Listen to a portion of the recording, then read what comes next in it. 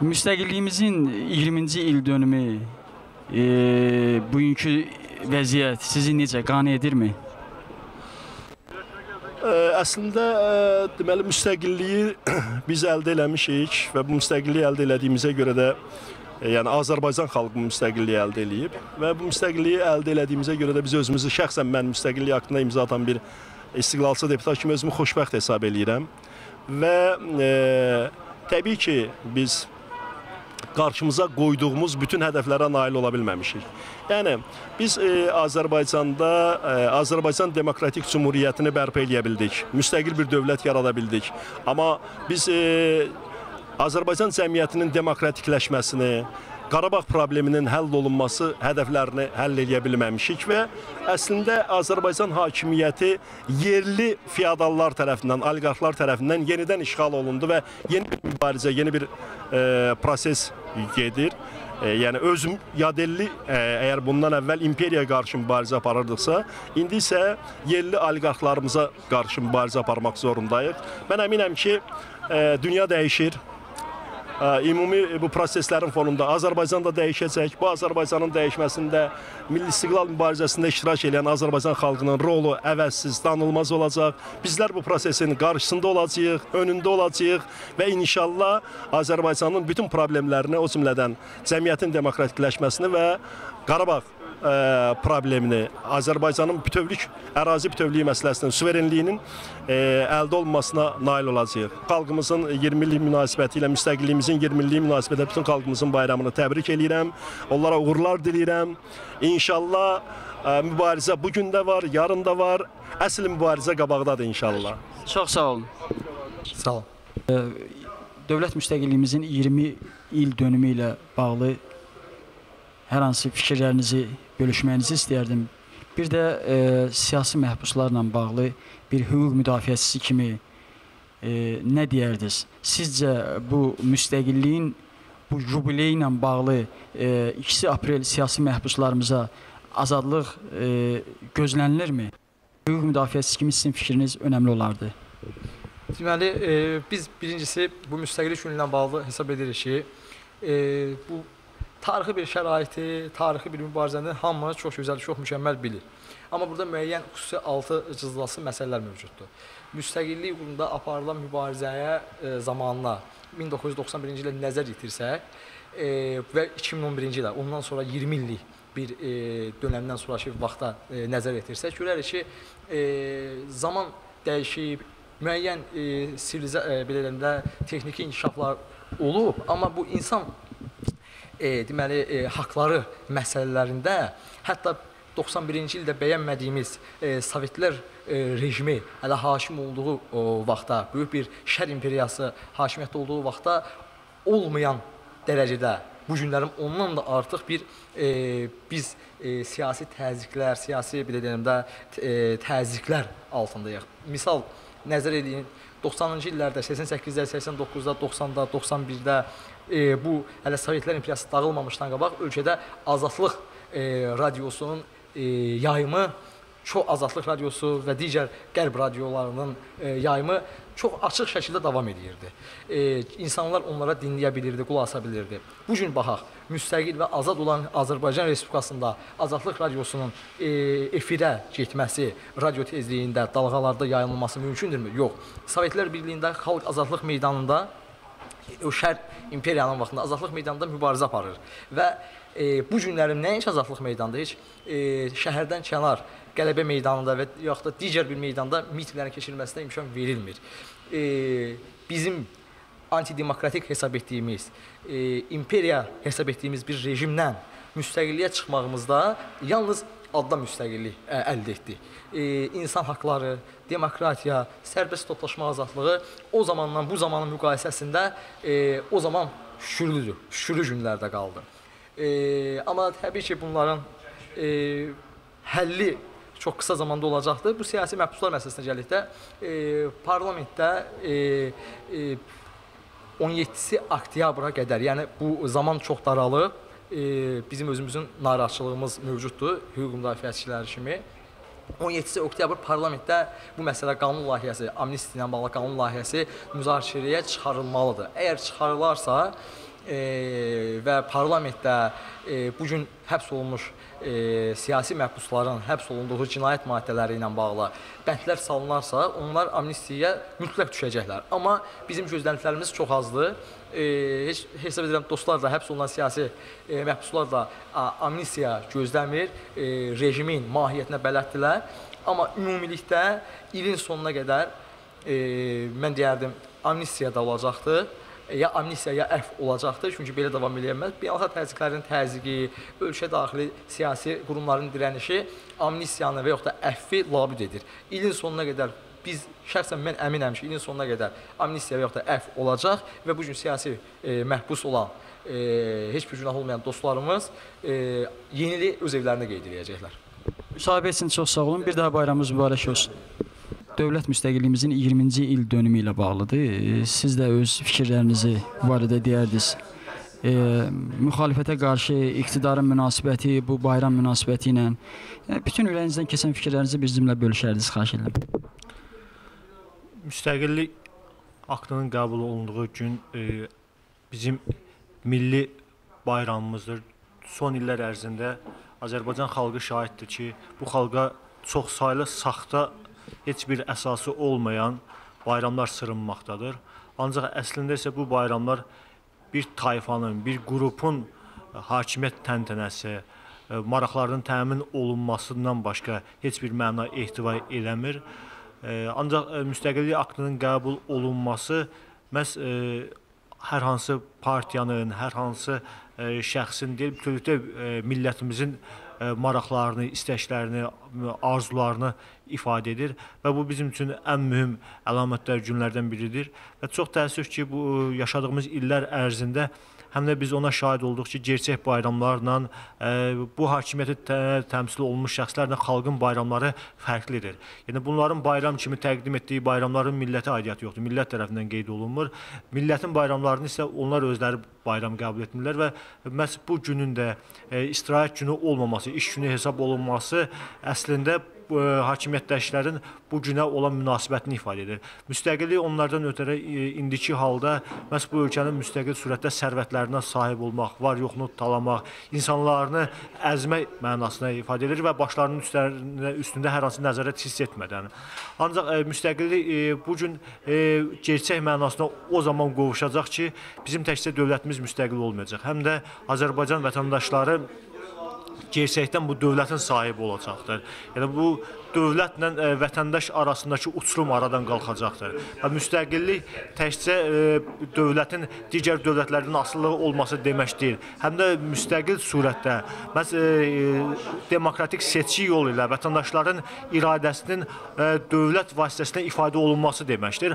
Bu mənada biz müstəqilliyi əldə etsək də, çox təəssüf ki, məhz onun gerçək məzmununu hələlik Azərbaycan cəmiyyətinə çatdıra bilməmişik. Bunun da yolu Azərbaycanın demokratikləşməsindən keçir və müstəqillik uğrunda mübarizə aparan insanların bugün yenə də səs sorağı həbsxanalardan gəlir, meydanlardan gəlir, təzyiq altında olmaqdan gəlir, işsizlikdən gəlir, müxtəlif məhrumiyyətlərdən gəlir və bunu göstərir ki, müstəqillik uğrunda mübarizə aparan insanlar heç zaman öz şəxsi mənafeləri, maraqları uğrunda mübarizə aparmayıblar, öz şəxsi qrup istəkləri uğrunda döyüşməyiblər. Onlar üçün ali mənafe, əsas məqsəd dövlətin maraqları, millətin maraqları olubdur və çox təəssüf ki, tarixi şanssızlıq üzündən bu əldə olunmuş müstəqillik bugün bir tayfanın nəzarətinə keçib, tayfanın inhisarına keçibdir və bizim bir millət olaraq bugün qarşımızda duran əsas vəzifə təkcə bayram təntənələri, belə deyək də, pafoslu sözlər demək deyil, həm də bir mübarizənin, bu dövləti millətə qaytarmağın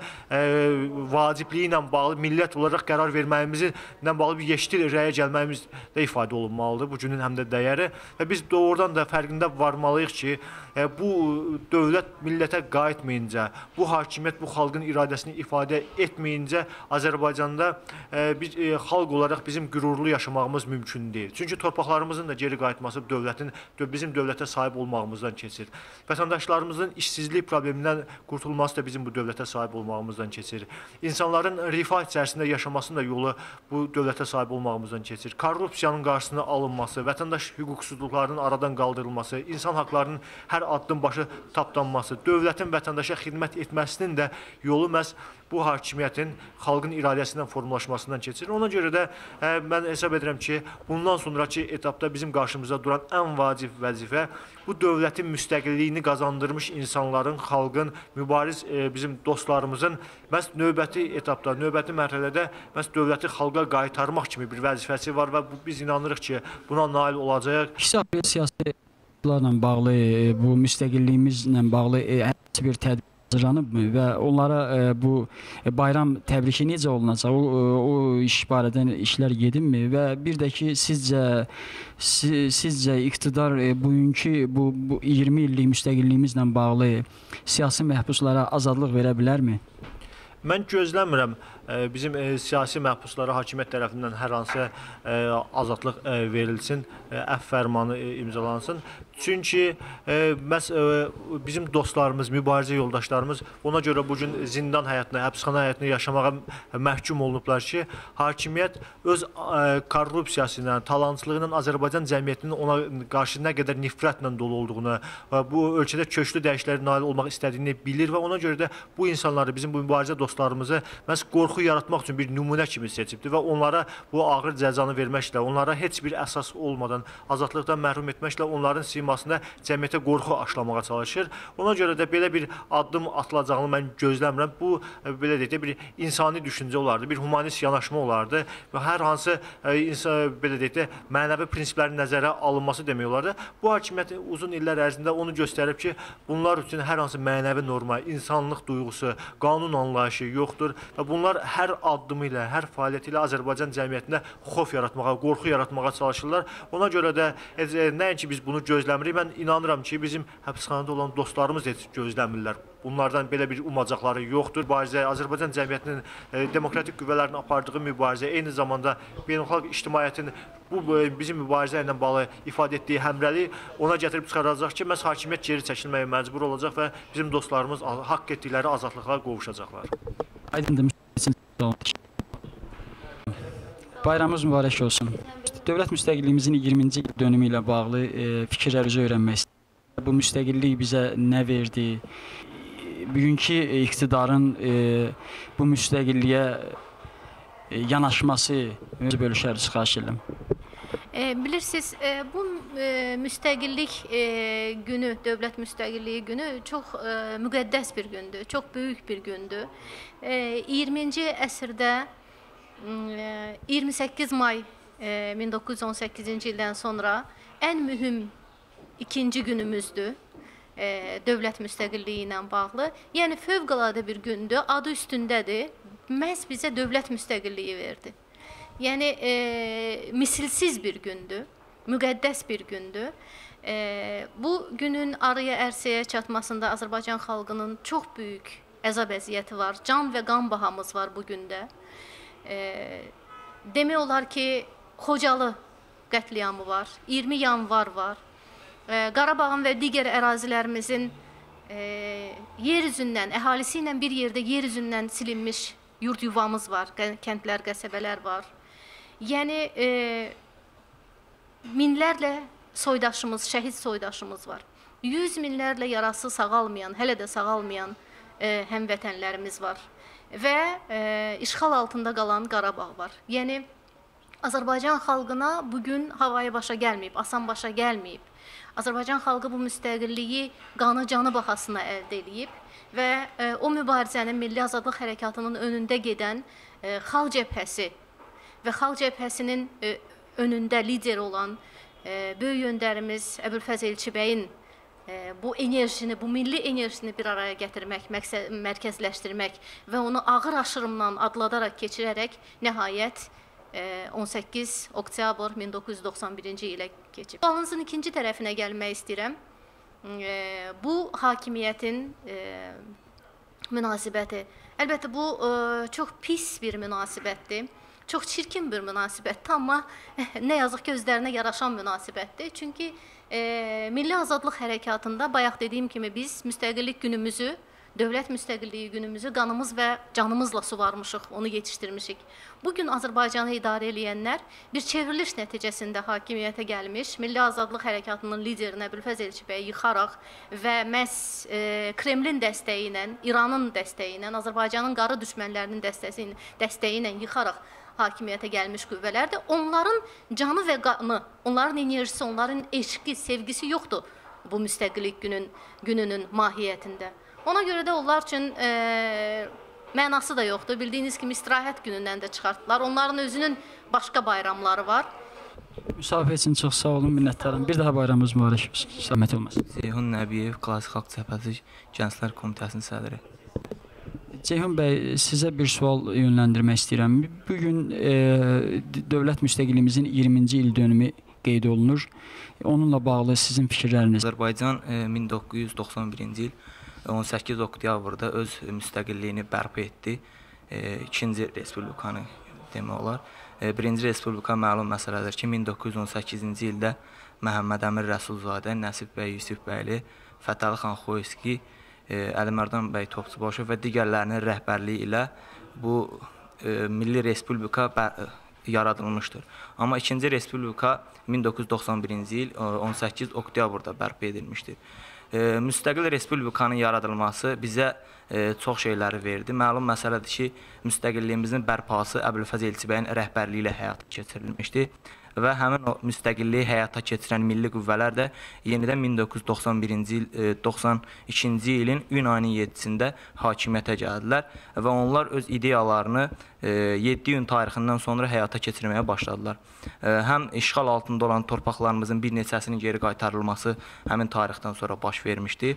Həm bir sıra demokratik ideyalar həyata keçirilmişdi. Məsələn, bunlardan birini qeyd etmək olar, siyasi partiyalar haqqında qanun. Bu qanunda ölkənin partiyalarının müstəqil şəkildə fəaliyyət göstərməsi qeyd edilmişdir. Amma bugünkü gündən fərqli olaraq, bugün məlum məsələdir ki, siyasi partiyalar haqqında qanun çox bərbad vəziyyətdə həyata keçirilir. Partiyaların maliyyələşdirilməsi məsələsi düzgün şəkildə həyata keçirilmir. Çox sağ olun. Bir gənc kimi siz necə düşünürsünüz? Bugünkü gündə onlarla gənclərimiz siyasi məhbusdur və azadlıqdan kənardadırlar.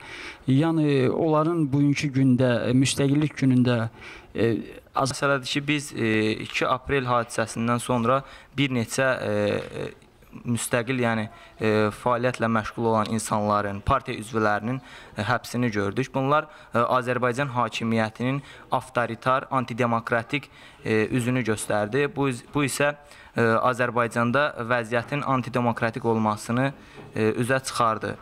Bu gənclərin həbsi Azərbaycan hakimiyyətinin həm dünyada, həm də Azərbaycanda nüfuzuna çox böyük xələl gətirdi. Həmin bu gənclərin qeyd etmək istəyirəm ki, ataları da, anaları da Azərbaycan müstəqilliyinin bərpa edilməsində iştirak eləmiş insanlardır və onların da demək olar övladları da Azərbaycanda demokratikləşmə uğrunda mübarizə aparırlar və inanıram ki, bu mübarizə aparan kəsim, mübarizə aparan müxalifətçilər Azərbaycanda demokratikləşməyə nail olacaqlar. Azərbaycanda hökm sürən avtoritar rejimə son qoyacaqlar. Çox sağ olun müsahibə üçün. Müstəqillik günü ilə bağlı siz bu aclıq aksiyasını davam elətdirəcəksinizmi? Və həmin 18 oktyabrda və nə vaxta qədər fikriniz var aclıq aksiyasını davam elətdirmək? Bəli, biz bu haqsızlığa qarşı mübarizəmizi davam elətdirəcəyik. 18 oktyabrda davam elətdirəcəm. Hətta planlaşdırmışam, hətta öz adımdan deyirəm şəxsi. Hətta demək olar ki, ölüm aksiyası, ölüm aclıq aksiyasını qərarını qəbul edəcəm. Çünki mənim övladım həbsxanada yatsın, günahsız ola. O övladlarımız, o cavanlar həbsxanada yatsın, mən evdə yata bilmərəm. Mən ölüm aclığı aksiyasına keçəcəm 18-dən sonra. Deyirəm, məhbus atası kimi siz necə düşünürsünüz? Sizcə müstəqilliyimizin 1-ci il dönümü ilə bağlı iqtidar siyasi məhbuslarımıza azadlıq verə bilərmi? Bunlar üçün heç nə müqəddəs deyil. Bunlar üçün müqəddəs vəzifə və var dövlətdə. Mən inanmıram. Heç gözləmirəm də inanmıram da. Çünki bunların apardığı siyasəti, mahiyyəti onu deyir. Sağ olun.